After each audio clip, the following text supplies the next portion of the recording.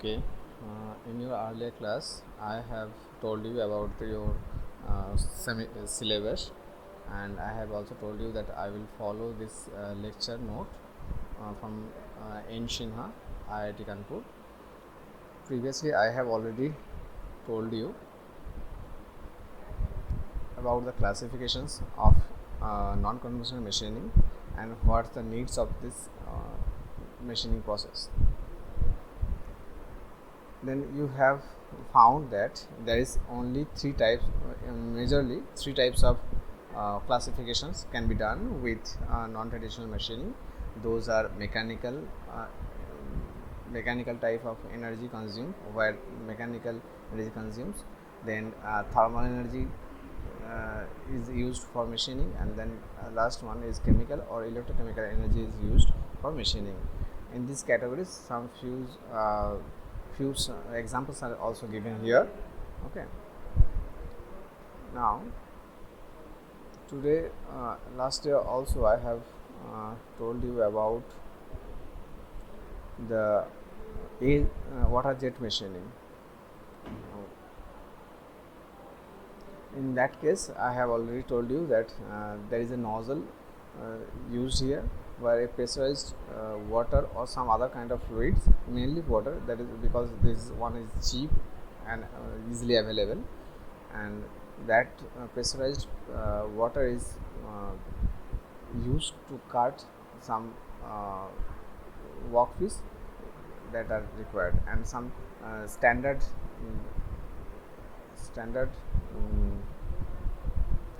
nozzle diameters are are given here, and pressure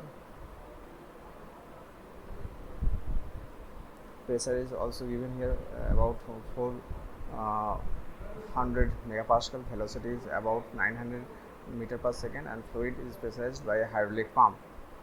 And there is a term standoff distance. This standoff distance means this distance from the nozzle end to the workpiece. This distance is very much important for all kind of your non-conventional machining processes. This standoff distance change many properties, many cutting abilities of your non-conventional machining process. So here also, in case of water jet machining, this distance, standoff distance, is very important. It should be in case of water, it should be in 3.2 mm, or more or less this 3.2 mm. Then also I have also discussed the nozzle opening. The diameter of your nozzle measures the how fine cuts you can do with the water jet machining. Okay, and cutting feed rate is the velocity at which the water jet machining nozzle travels. That means this nozzle, if it travels 1 meter per second, then the cutting velocity feed rate will be 1 meter per second. Okay.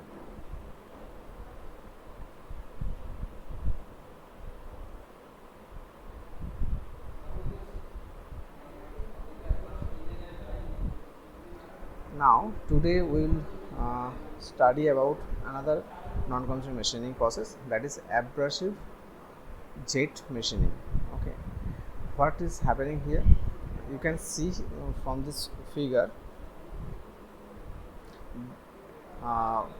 particles of different particles, solid particles actually, mixed with air, and they are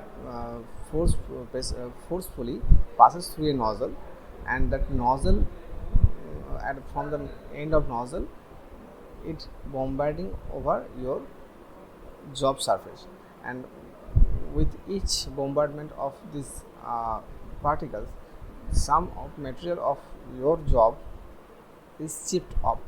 Okay, so in AJM, or abrasive jet machining, the material removes will take place due to the impingement of the fine abrasive particles. That means when these particles forcefully attack on the surface of your workpiece, it's impinged. that means it's dipped into your workpiece material and chipped off the material from your work surface. Okay, and abrasive particles are typically of 0.0 to 5 mm diameter. This is an average value. It may be higher than some particles may be higher than this value. Some particles may be lower than this value. Okay, this is an average value. And the air pressure which required is several atmospheric pressure. That means uh, we are under 1 atmospheric pressure, but in case of this jet machining, abrasive jet machining, the pressure from the air is several times of our atmospheric pressure. Okay, and here also you can find approximately 0.08 mm stand-off distance is maintained.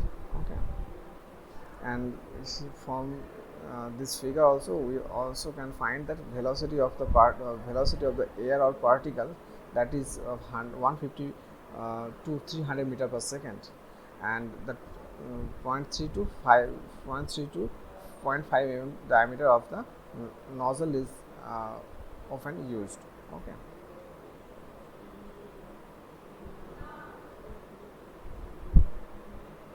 Here you can find a typically used abrasive jet machining.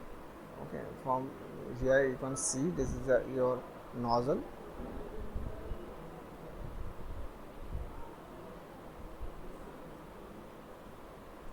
and this is your workpiece, and this distance from the nozzle to workpiece is your stand-up distance.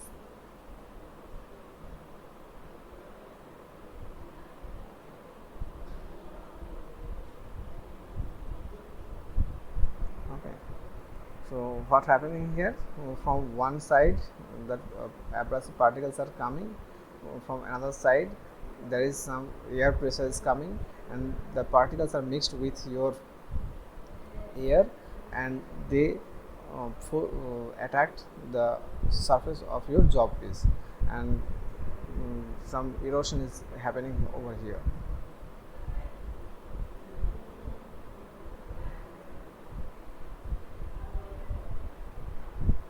Mechanics of abrasive jet machining. Abrasive particles impinged on the work surface at a high velocity, and this impact causes a tiny brittle fracture, and the following air or gas carries away the dislodged small workpiece particles.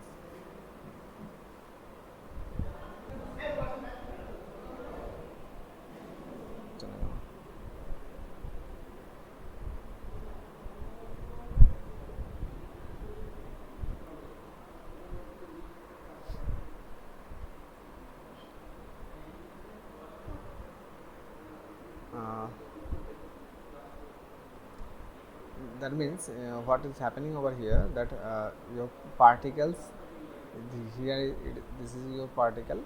Okay, it's attacked your surface of your workpiece, and particles more or less those are irregular in shape. Okay, they when they attack on your workpiece surface, they make some fracture on the workpiece. Here you can find some cracks developed, and after that when these particles remove from here, the particles crack portion of that your work piece also remove. Okay, and these particles are carried forward by your gas or air pressure. Okay, so this is how abrasive jet machining works. Okay.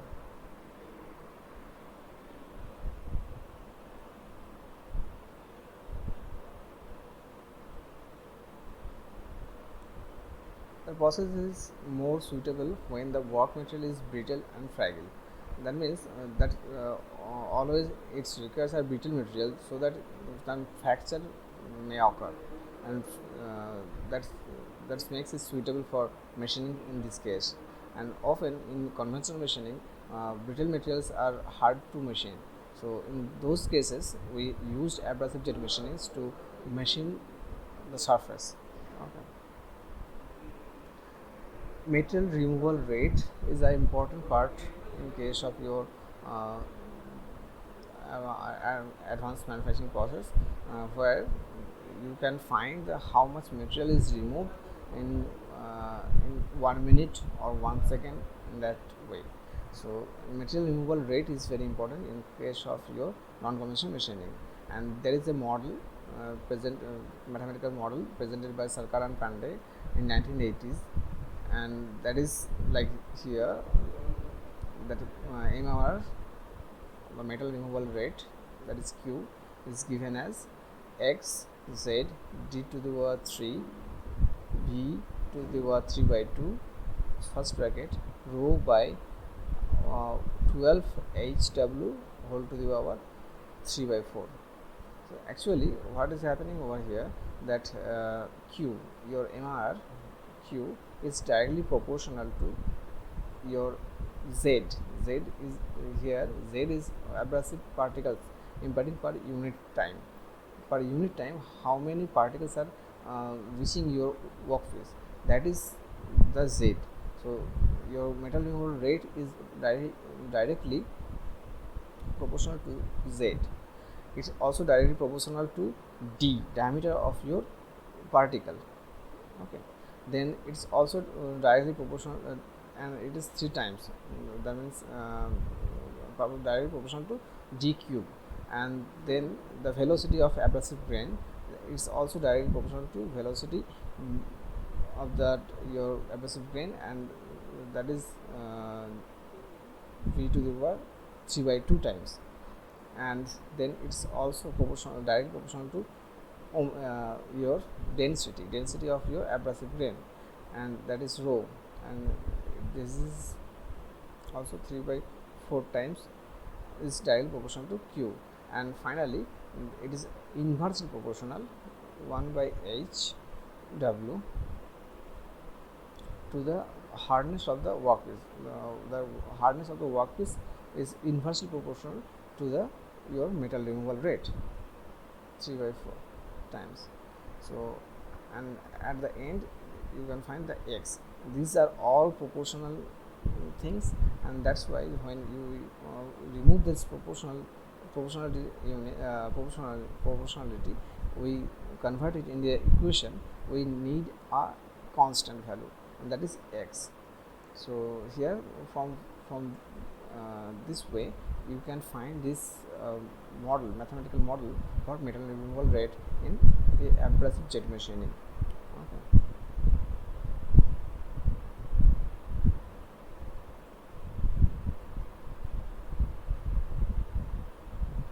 Process parameters. What are the process parameters in a abrasive jet machining?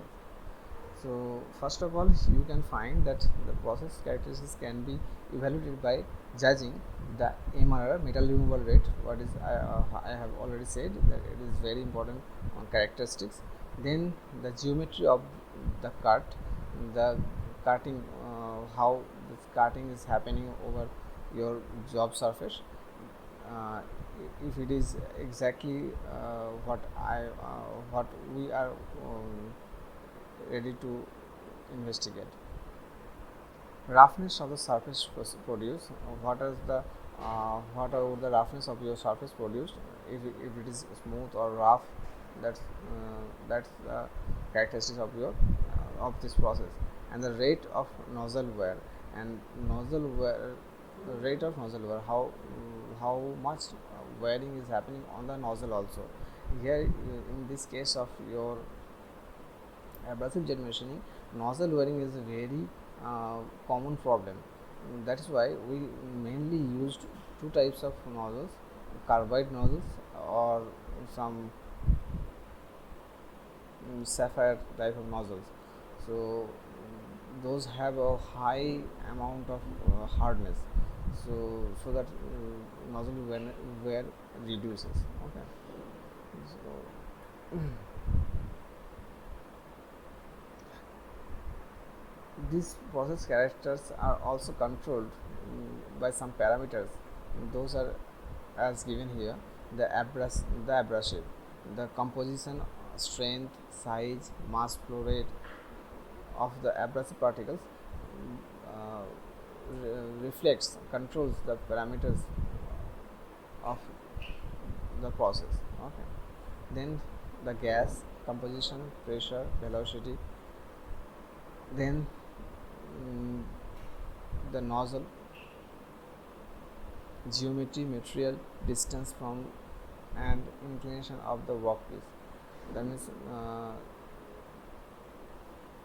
that means the nozzle, geometry, material of the nozzle, distance from the job piece, the stand-up distance, and the angle between the workpiece and the nozzle is controlling these process parameter, process characteristics. Okay. In case of gases also, gas composition, the pressure available, and the velocity of the gas also controls the your MRR, geometric toughness, those things. And abrasive, the composition, that means material, which material we are using for abrasive. Then strength, the particle strength, size, and mass flow rate, in which mass flow rate they are using to machine this process.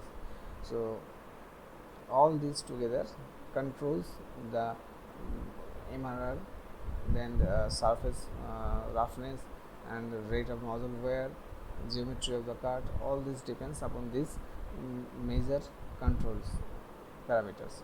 Okay.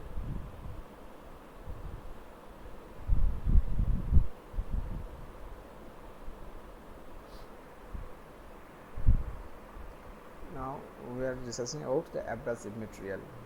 Mainly two types of abrasive material we are using. One is aluminum oxide, that is Al2O3, and the silicon carbide grain with a diameter of 10 to 50 micron are readily available. This range is easily available, that's why we are using this range of diameter of the particles.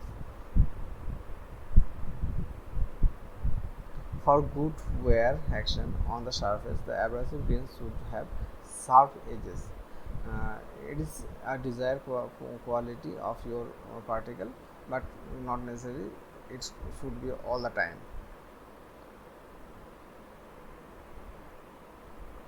The use of the abrasive powder is normally not recommended because of the decrease of cutting capability and clogging of nozzle orifice due to contamination. That means when a particle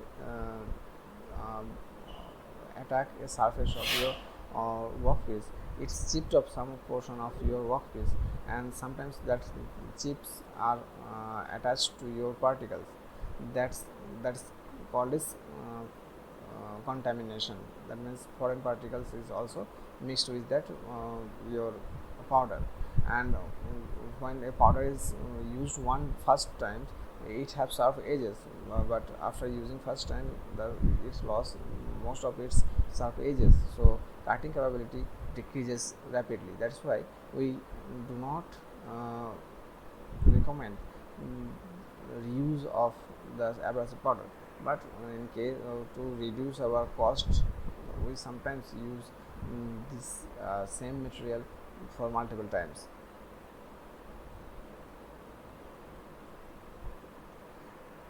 Mass flow rate of the abrasive particles depends on the pressure and the flow rate of the gas.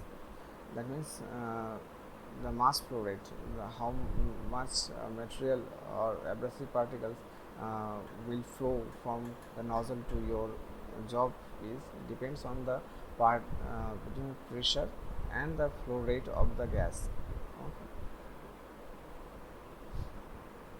Here two graphs are shown, that is MRR, metal removal rate, and mixing ratio. Mixing ratio means that it how much how much it contains, how much amount of your abrasive in a specific volume. That means, let's say in 1 liter of gas, 10 grams of powder is mixed. So that is the mixing ratio. That means it's found that from zero there is no abrasive particles, so there is no metal removal rate from certain distance. There is no metal removal. That means if there is very less amount of abrasives is mixed with your gas, there is no metal removed from your workpiece. After certain amount of mixing, let's say 10% amount of your abrasive mixing, it starts removing material, and from there it goes on in positive direction. Let's say it's about 40% of 40%, it's uh, increasing its metal removal rate. But after that there is a flat section where after increasing your abrasive quantity there is no change of MR, and after that it's found that it goes down rather than going up. So why this is happening? This is because when we use more amount of powders, let's say more than 50% of your volume of your gas, okay, and then what's happened when one this is your workpiece surface. If you have many numbers of particles, they will drop one above another.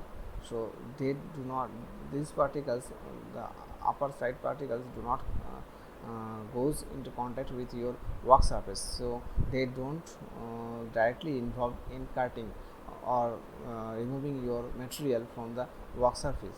So that's why if we start increasing your amount of loading of your powder, abrasive powder, it does not mean it will always remove much more metal from your surface. Rather, it will decrease the rate of metal removal with increasing your particle amount. So there is always a optimal amount for any powder and gas mixing for cutting a surface. Okay, this is the optimum location.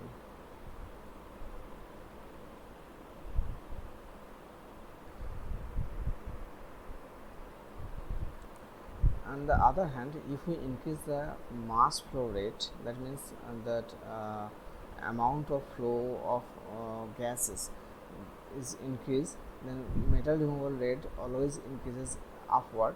But up to a certain point it's increased rapidly, but then after that there is a slight they increase, but that rate is not that much increase with the increasing of mass flow. There also have some optimum condition of mass flowing to have a better metal removal rate. So today we will stop here, and from tomorrow we will discuss another topic. Thank you.